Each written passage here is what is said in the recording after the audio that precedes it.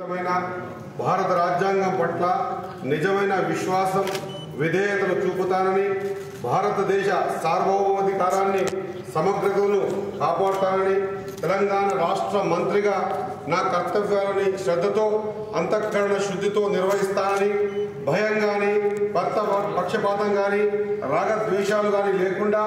రాజ్యాంగాన్ని శాసనాలను అనుసరించి ప్రజలందరికీ న్యాయం చేకూరుస్తానని దైవ సాక్షిగా మనస్ఫూర్తిగా ప్రమాణం చేస్తున్నాను అని నేను వాకిడి శ్రీహరి అనే నేను తెలంగాణ రాష్ట్ర మంత్రిగా నా పరిశీలనకు వచ్చిన లేదా నాకు తెలియవచ్చిన ఏ విషయాన్ని నా కర్తవ్యాలను సక్రమంగా నిర్వహించేందుకు అవసరమైన మేరకు తప్ప ప్రత్యక్షంగా కానీ పరోక్షంగా కానీ ఏ వ్యక్తికి లేదా వ్యక్తులకు తెలియపరచనని లేదా వెల్లడించనని దైవ సాక్షిగా పవిత్ర హృదయంతో ప్రమాణం చేస్తున్నాను.